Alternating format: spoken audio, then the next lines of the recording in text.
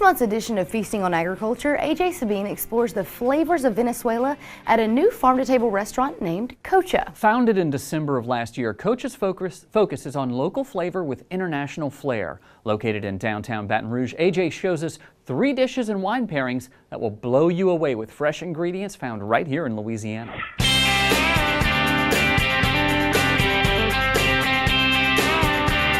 Folks, I'm AJ Sabine and welcome to another exciting edition of Feasting on Agriculture. This month, I take you to Venezuela via Baton Rouge at the new restaurant, Cocha.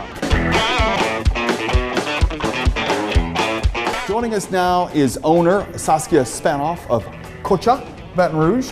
This is a beautiful, beautiful bar, and you have an extensive experience with wine. Tell us about that.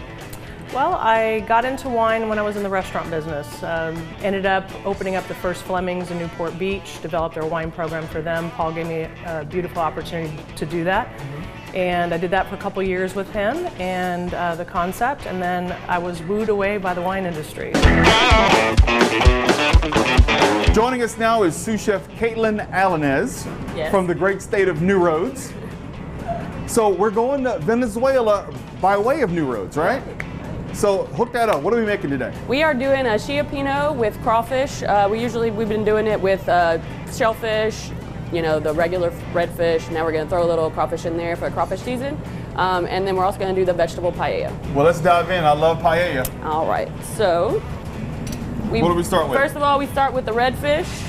We got to get that going, let it go down. For the paella, I have my vegetables here. Tomato confit with Brussels sprouts, squash, all roasted. To go in there, just a little bit of veggie marinade. Just a basic shallot, garlic marinade for that. Those are gonna get hot. While this fish is going, I'm gonna go ahead and add my shrimp. Beautiful shrimp. Now, for people who are not familiar with a cioppino, cioppino's are very famous in San Francisco because of the shellfish, right? Yes. Tell people what that is. Local. The reason the Chia Pinot originated was because they could get all that fresh shellfish right off of their coast. So it was just basically a fisherman's stew, you know, like a poor man's dish to begin with. All the scraps, anything you can work with after the fact. Why do you think I have a restaurant segment so I can eat? Because I'm poor. That's what I'm telling you. So a few mussels. Look at that beautiful Louisiana crawfish. Back on. Now, Caitlin, you're from New Roads. Have you heard of the illustrious blue crawfish? Were you aware that there's a blue crawfish? I've seen blue crawfish once before. Are they taste just as good as regular crawfish? Oh yeah, definitely. Fantastic.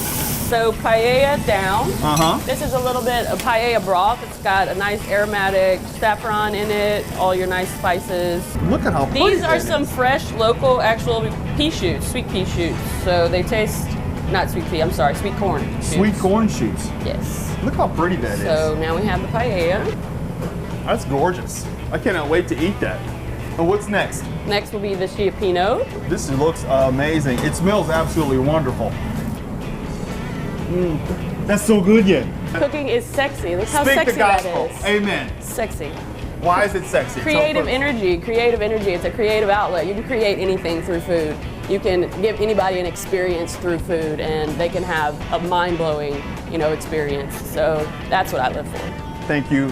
Thank you so much, Caitlin. Appreciate it. Folks, it's on to the tasting. When we come back, we're going to show you how this cioppino and this beautiful paella looks. Stick around. We'll be right back.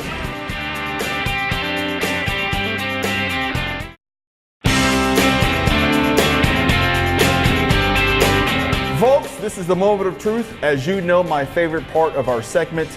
Joining us now is Enrique Peñarúa, the co-founder of Cocha.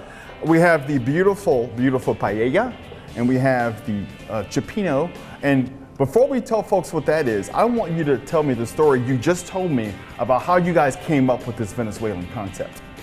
Well, AJ, as you know, coming up with a name for everything, is if it's a film, if it's a restaurant, it's probably one of the toughest things. It's like naming your baby. Right. So we were looking into different things that really would connect the concept to the restaurant, and we were looking at things like local provisions. So the more that we thought about it, we really wanted to get away from being boring, because that's not, Saskia and I are not boring.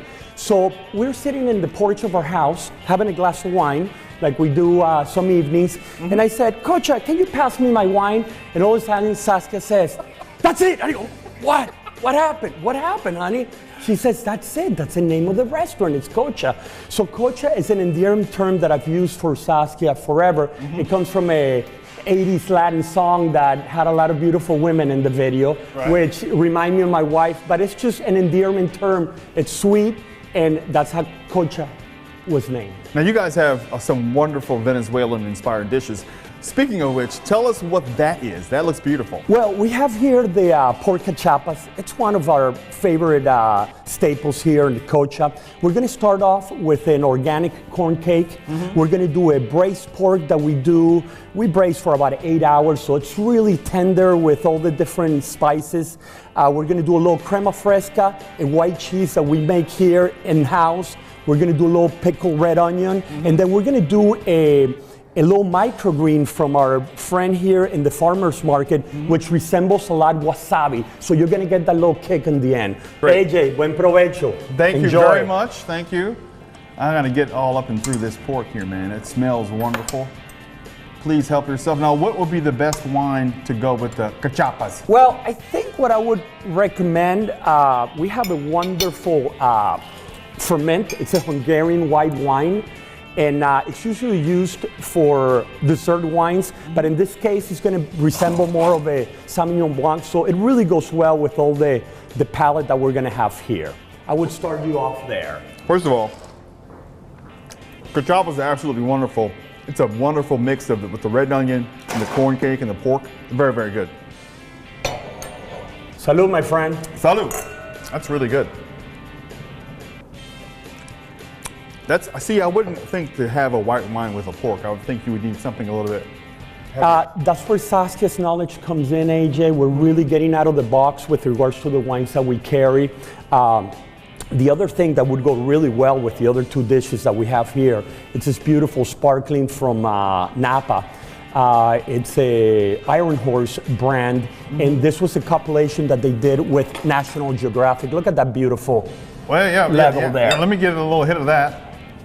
Because champagne goes with everything. Everything. Including this wonderful cipino. That's right. With these remarkable Louisiana crawfish. I'm going to dive right in. Don't wait for me. Please, Enrique, please. don't wait for me. Enjoy, my friend. Oh man, this is great. And of course, if you guys want more information about Louisiana crawfish, you can always go to LouisianaCrawfish.org, or you can go to our website at TwilightTV.org. This paella is absolutely excellent. If you guys want more information about Cocha Baton Rouge or any of the ingredients you've seen here on this particular segment, you can always log on to our website at TwilightTV.org. That's all from here, folks. Come check us out. We'll see you next time. Cocha founders Enrique Peñarua and Saskia Spanoff source many of their ingredients from the Red Stick Farmers Market. For more information about Cocha, just log on to our website at TwilightTV.org. Looks tasty.